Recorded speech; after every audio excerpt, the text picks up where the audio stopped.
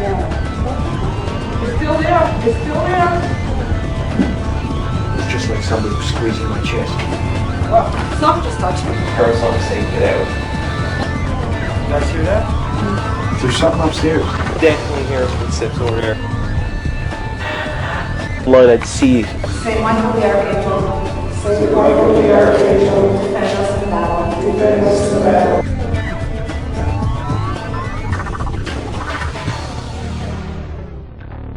We at Newfoundland and Labrador Paranormal are neither trying to prove nor disprove anything. We will collect the evidence we find at any given location and present it to you, the viewer, so you can draw your own conclusions.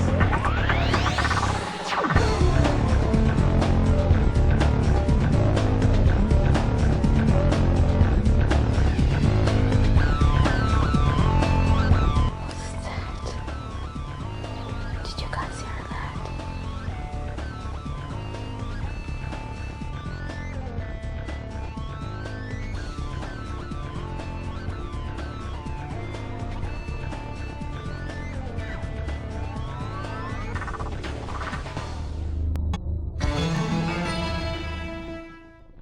Three rough coffins, mouldy and rank, lay exposed on the railway bank, and out of one of them fell a plated lock of auburn hair. Startled greats in cloudy raiment wondered what this newborn ray meant, questioning if the light of day meant judgment day, or what. Long we've lain in peaceful slumber, stored away in bog and lumber. Years none of us can number, by the world forgot. Thinking nothing could disturb us, waiting for the day's superbus, nor we thought would aught perturb us in our narrow cots. Meanwhile, ghosts in sad conclave had gathered round an ultimate grave. Each in turn began to rave and curse the situation. A grisly fragment, once a man, arranged his bones and thus began, "Dear spectral friends, I have a plan for your consideration." With rattling bones and moulding air, for that was all of him was there, one by one he made them swear to haunt the railway station. Haunt it working, haunt it sleeping, haunt it till town is creeping, mothers trembling, children weeping. Such was his oration. Next, a wizened creature rose, half kneeling, for he had no toes. "That's quite absurd what you propose. There isn't any station." "Dear me," the other said, "that's true, I quite forgot. But what say you?" "I say we must make them rue their bootless excavation." Wheezing moan like muffled snores, the analogue of live encore, testified the ghostly applause of arty approbation. "We must haunt the right-of-way, promenading night and day, till all our bones are laid away for one more long vacation." Thus he spoke, and every ghost was quickly stationed at his post, and then one cry, "I gave a toast to railways, condemnations." Just then the engine's whistle blew, astounding the mouldy crew. But they had orders what to do to check this innovation. Then they rose, a gruesome sight, and walked the railway track by night. Mockbeggar folks were wild with fright, don't they tell you of that?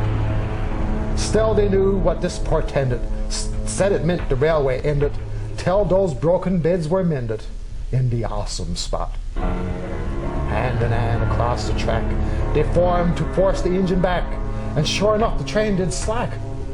What is the explanation?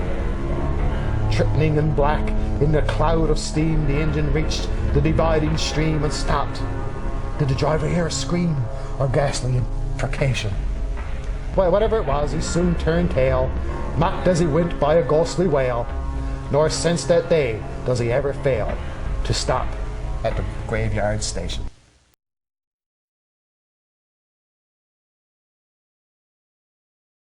Tonight on Newfoundland and Labrador Paranormal, you'll see the first half of our Mockbeggar Plantation investigation. Part 1 is Big Store, a huge building on the shoreline of the property which has been used as a place of worship, a meeting hall, and even a warehouse and store. Almost no one in Bonavista chooses to go by this building at night. Mockbeggar Plantation has been around for over 250 years. Perfect place for ghosts, don't you think? Tonight, we investigate.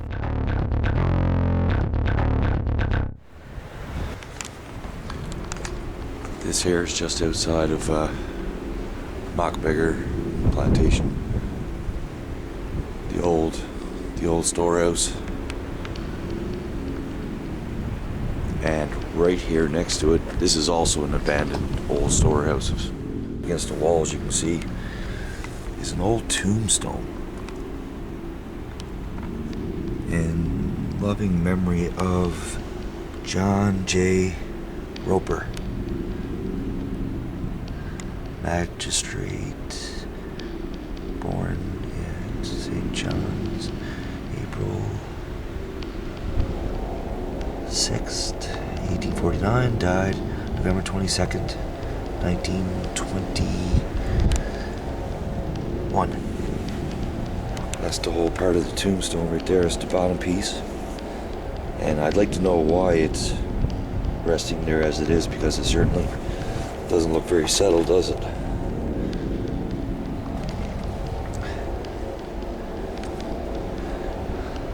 This was an old house, or is an old house, that I think the owners of this place used to live at. And now we're going to go on into the first level of this place. And lights out.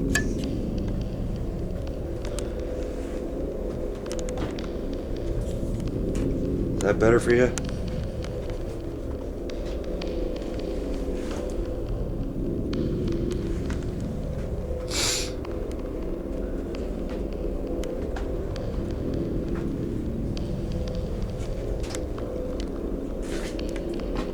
The one who owned that bicycle, or that sled, are you here with me tonight? Can you give me a little telltale on this? Would you like to communicate?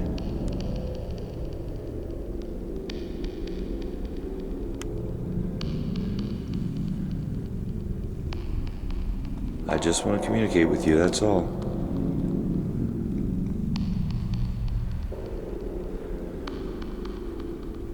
At ambient temperature reading around 4.8, 4.9 degrees Celsius. If you're here, would you like to move the bicycle? That would be amazing to see if you can move it.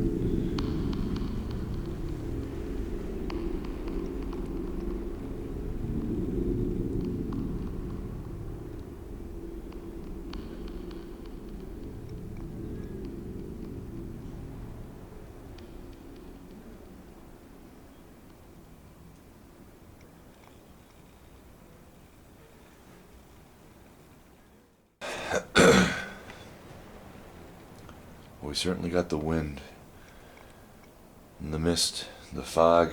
We've got all that, I guarantee you. All of the elements surely make this interesting investigation in itself.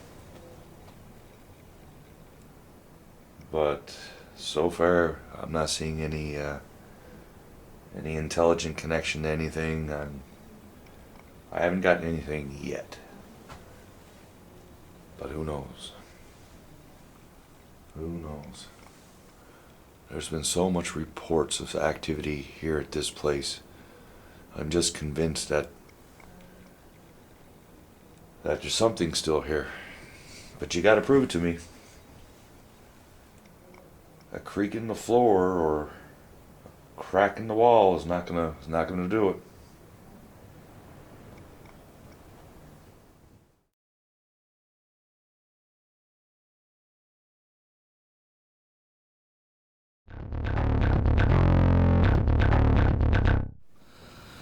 It's black as pitch out here.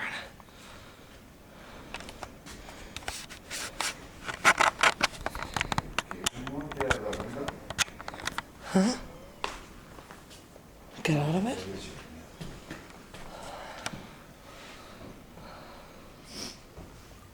Okay, so it's Aaron and Ronnie on Mockbeggar Plantation. Everybody else is in the main house in Bradley House, which is probably, 400 or 500 feet behind us. So, And Dennis is downstairs. Dennis is downstairs. I think we're gonna head to the attic, and we had some reports of activity up in the attic. It's me and Ronnie, and we're in the attic of old store. It's as black as pitch up here, and there's a huge hole in the floor. So we're just gonna sit here and do our investigation because neither one of us want to fall down through the hole. This place is not wired for electricity. Back in the day, it was used for the storage of barrels of molasses and salt cod. Basically, everything that came to Newfoundland back in those days came by ship. So right across the little dirt road from us is actually the ocean. So the wind is pretty high in Bonavista Vista. It's been our experience for this whole weekend trip that the wind is wicked, wicked hard. And this place is really drafty and cold. Ronnie has got the thermal imager with him so that we can pick up any heat signature. Bullard. Comes wind. Anyway, like I said, Bullard was nice enough to sponsor us a Tech 3 thermal imager. It's commercial grade. Only policemen and firemen are certified to have them. Manfred at Bullard and Terry at Micmac Safety were nice enough to train us in the use of it. So like I said, cold is black, hot is white, and all the temps in between are shades of gray. Ronnie is scanning the attic with it. And to give you an idea of how cold it is out here, everything is black on the thermal imager. The only thing we're getting a heat signature from is actually the window.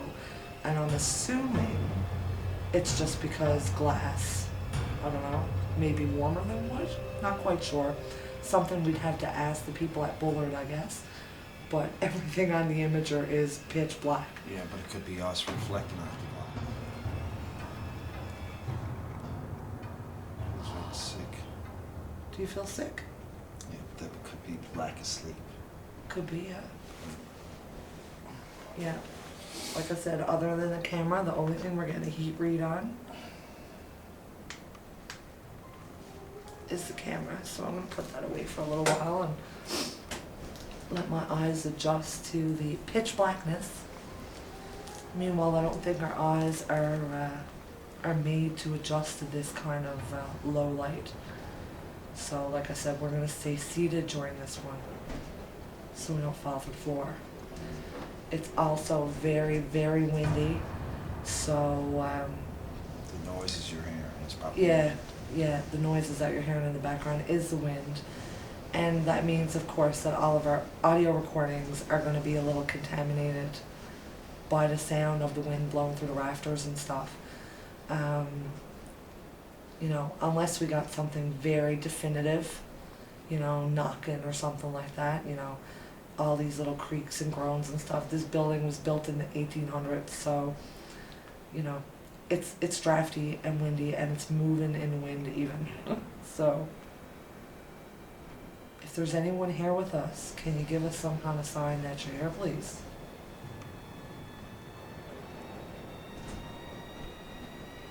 It's going to have to be a really good sign, whoever you are, because that wind is super loud.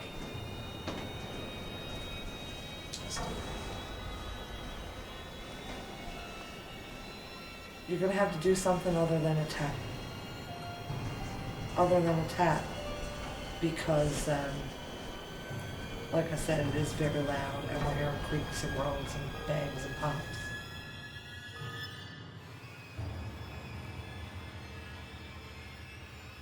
Bangs and pops. What'd you just jump? I thought I heard something right there next to me. No, that's good. It's the wind, yeah. Again, I'm going to say again that the power of persuasion and the power of suggestion are very powerful things. And this is supposedly where the most activity on Mockbeggar Plantation is. Apparently the people of the community don't walk past this place at night. If they gotta pass it at all, they run past. they've seen lights coming from inside. They have seen people looking out through windows. There's a tale of someone that entered this attic through that huge hole in the floor that we showed you earlier, and they couldn't find their way out again. So, but as I say, the power of suggestion is very powerful. It's pitch black, we're all alone, we're pretty far away from everybody else on the team. So that's gonna have your guard up, and it's gonna make you a little jumpy in itself. So if you see me jump for some reason, don't automatically assume something's going on. It's probably just the wind blowing on something next to me. We're still getting absolutely no heat signatures from anything except the camera. Talking louder, but that could be from us coming up. Yeah. What's that black thing? That's the window downstairs. Oh, is it? Okay. Oh, did I mention it is freezing cold out here? This is, for anyone from Newfoundland, or anyone that's not from Newfoundland watching, this is June 2nd, and it feels like December. I'm telling you, it It's is a little colder. bitter, bitter cold. All of our evidence is going to be contaminated anyway, so it's pointless to be asking questions and trying to get auditory sounds for evidence. Because of, yeah. Because everything is just rattling and shaking and banging. The window behind me is rattling. Oh God, it's so cold. It is. Okay, so down the stairs we go.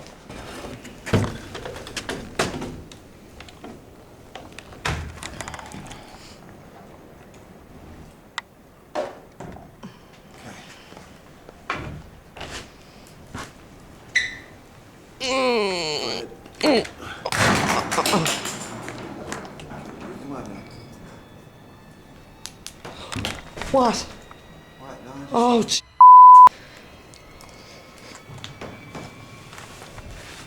What are you doing? oh. Oh, take this, Roddy. Here. What's going on, bud? What the is wrong? Oh, I heard something walking behind me, honest to scared the living shit right out of me. I thought it was coming to try to push me. You alright? Yeah.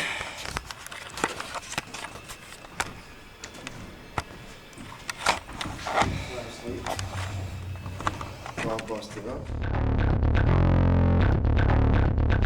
I'm back here again. We just had Aaron and Ronnie drop up to check this place out. And I'm coming up here with a handful of stuff. And no, I'm good, man. They heard scrambling. As she was coming down out of it, Ronnie was already down. Heard like scrambling footsteps coming after her. So, I'm up here again now, guys. Ooh.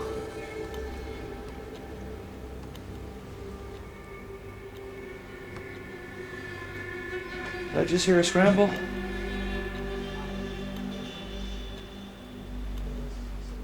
Yeah, I might have heard something. You scrambling around back there? Sees a lot of wind as well, right? You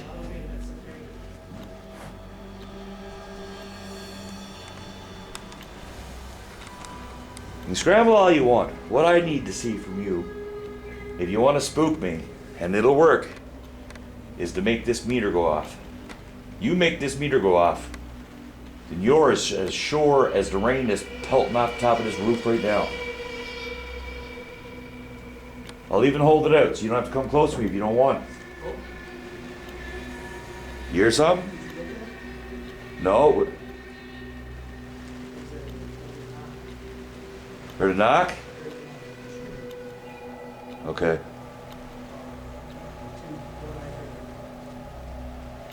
Okay.